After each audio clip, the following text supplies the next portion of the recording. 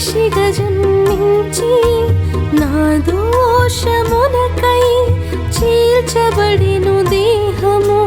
ఈ ఘోర పాపికై మనిషిగా జన్మించి నా దోషమునకై చీల్చబడిను దేహము నా చేదైన జీవితం రుచి చూచిన యేసయ్యా నా కొరకై నీవిలా నలిగిపోతివా నా చేదైన జీవితం రుచి చూచిన యేసయ్యా నా కొరకై నీవిలా నలిగిపోతివా కలువరిలో నీవు విలపించినావా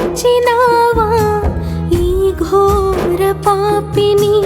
కడుగుట కొరకు